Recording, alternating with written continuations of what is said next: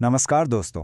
आज हम class 9 physics का एक बहुत ही ज़रूरी चैप्टर समझने वाले हैं, वर्क, एनर्जी एंड पावर, यानी कि कार्य, ऊर्जा और शक्ति।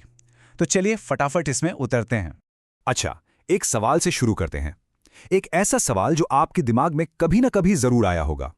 मान लीजिए आप 2 घंटे से पूरे ध्यान के साथ पढ़ाई कर रहे हैं, पूरी मेहनत से। तो क्या आप सच में कोई वर्क यानी कार्य कर रहे हैं? तो इसका जवाब आपको शायद थोड़ा सा हैरान कर दे। फिजिक्स की भाषा में इसका आंसर है बिल्कुल नहीं। जी हाँ, जीरो वर्क। अब आप सोचेंगे ये कैसे हो सकता है? तो इस एक्सप्लेनर में हम यही समझेंगे कि आखिर ऐसा क्यों है और फिजिक्स की दुनिया में वर्क, एनर्जी और पावर का असली मतलब क्या होता है। तो ये रहा आज का हमारा रोड मैप। हम शुरुआत करेंगे वर्क से कि आखिर ये है क्या और क्या नहीं। फिर देखेंगे कि एनर्जी से इसका क्या कनेक्शन है। उसके बाद आएगा सबसे जरूरी नियम, कंजर्वेशन ऑफ एनर्जी। फिर हम पावर की बात करेंगे और आखिर में सारी जरूरी बातों को एक साथ दोहरा लेंगे। तो सबसे पहले बात करते हैं कार्य की। देखिए, फिजिक्स में ना वर्क का मतलब मेहनत से नहीं है, इसका मतलब है रिजल्ट से। एक ऐसी चीज जिसे आप नाप सकते हैं। इसकी परिभाषा बिल्कुल सीधी है। कार्य तभी माना जाता है जब आप किसी चीज पर फोर्स लगाएं और वो चीज उस फोर्स की वजह से अपनी जगह से हिल जाए, यानी उसमें डिस्प्लेसमेंट हो। अगर मूवमेंट नहीं है तो वर्क भी नहीं है। सोच के देखिए, आप एक दीवार को पूरी ताकत से धक्का दे रहे हैं, पसीने में भीग गए हैं, पर दीवार तो हिली नहीं। तो फिजिक्स के हिसाब से आपने कितना वर्क किया? जीरो, बिल्कुल जीरो। लेकिन यहां एक ट्विस्ट है। सिर्फ फोर्स लगाना और चीज का हिलना ही काफी नहीं है। डायरेक्शन यानी दिशा बहुत जरूरी है। मतलब आप फोर्स किस डायरेक्शन में लगा रहे हैं और ऑब्जेक्ट किस डायरेक्शन में मूव कर रहा है, इनके बीच का एंगल पूरा खेल बदल देता है। और इसी एंगल की वजह से हमारे पास 3 तरह के वर्क होते हैं। एक है पॉजिटिव वर्क, जब आप फोर्स भी आगे लगा रहे हैं और चीज भी आगे जा रही है, इससे स्पीड बढ़ती है। फिर है नेगेटिव वर्क, जैसे गाड़ी के ब्रेक्स, आप आगे जा रहे हैं पर फोर्स पीछे लग रहा है, स्पीड कम हो जाती है। और तीसरा है जीरो वर्क, और हाँ, ये थोड़ा अजीब लग सकता है। जीरो वर्क का सबसे क्लासिक उदाहरण है ये। सोचिए, एक कुली है जिसके सर पे भारी सा बैग रखा है। अब वो उस बैग को संभालने के लिए फोर्स कहाँ लगा रहा है? ऊपर की तरफ, ग्रेविटी के खिलाफ। लेकिन वो चल कहाँ रहा है? आगे की तरफ, हॉरिजॉन्टली। तो फोर्स है ऊपर की तरफ और डिस्प्लेसमेंट है आगे की तरफ। एंगल कितना हुआ? 90 डिग्रीज। और कॉस 90 क्या होता है? जीरो। तो फिजिक्स कहती है इस कुली ने ग्रेविटी के खिलाफ चलते हुए जीरो वर्क किया। कमाल है ना? तो अब जब हमने वर्क समझ लिया है तो बात करते हैं एनर्जी की।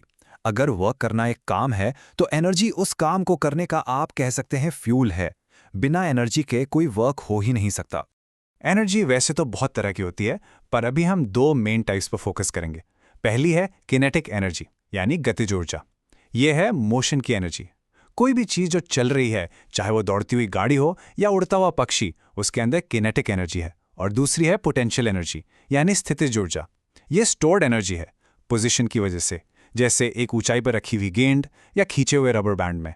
ये बस सही वक्त का इंतजार कर रही है एक्शन में आने के लिए। अच्छा, आपने ये फॉर्मूला तो जरूर देखा होगा, K=12mv²। पर कभी सोचा है ये आया कहाँ से? ये कोई जादू नहीं है। इसे हम वर्क के बेसिक फॉर्मूला और मोशन के इक्वेशंस को इस्तेमाल करके बड़ी आसानी से निकाल सकते हैं। असल में किसी चीज को रुकी हुई हालत से मोशन में लाने के लिए जितना वर्क करना पड़ता है, वही उसकी काइनेटिक एनर्जी बन जाता है। और यहीं से निकलता है एक बहुत ही जरूरी कनेक्शन। इसे कहते हैं वर्क एनर्जी थ्योरम। ये थ्योरम कहता है कि आप किसी ऑब्जेक्ट पर जितना वर्क करते हैं, उसकी काइनेटिक एनर्जी में उतना ही बदलाव आता है। सीधे शब्दों में वर्क और एनर्जी एक ही सिक्के के 2 पहलू हैं। अब आती है इस पूरी कहानी का क्लाइमैक्स, फिजिक्स का सबसे बड़ा, सबसे शक्तिशाली नियम, the law of conservation of energy. ये नियम कहता है कि एनर्जी को ना तो आप बना सकते हैं, ना ही मिटा सकते हैं। ये सिर्फ एक रूप से दूसरे रूप में बदलती है। इस गेंद का उदाहरण देखिए। जब ये सबसे ऊपर है, सारी एनर्जी पोटेंशियल है। जैसे ये गिरना शुरू करती है, पोटेंशियल एनर्जी कम होती है और काइनेटिक एनर्जी बढ़ने लगती है। जब ये जमीन से टकराने वाली होती है, सारी की सारी एनर्जी काइनेटिक बन जाती है। पर आप किसी भी पॉइंट पे टोटल एनर्जी चेक करेंगे ना, वो हमेशा सेम रहेगी, बिल्कुल कांस्टेंट। एनर्जी बस ट्रांसफॉर्म हो रही।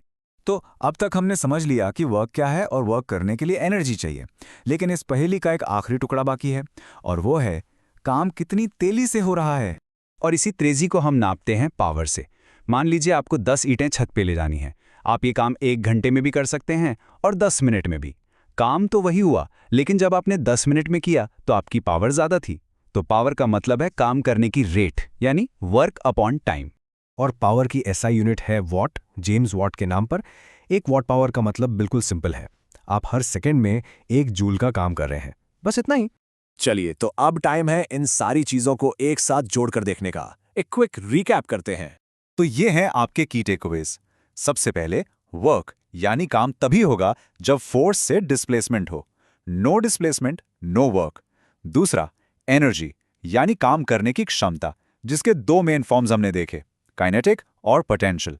तीसरा, सबसे जरूरी, law of conservation of energy, यानी एनर्जी कभी खत्म नहीं होती, बस फॉर्म बदलती है। और आखिर में पावर, जो बताती है कि काम कितनी तेजी से या एफिशिएंटली हो रहा है। और जाते जाते आपके लिए एक छोटा सा थॉट एक्सपेरिमेंट। अगली बार जब आप सीढ़ियां चढ़ें तो 1 सेकंड के लिए रुक कर सोचिए, आपने ग्रेविटी के खिलाफ कितना वर्क किया, आपकी पोटेंशियल एनर्जी कितनी बड़ी और आपकी पावर कितनी थी। देखा, फिजिक्स सिर्फ किताबों में नहीं, आपके आसपास हर जगह है।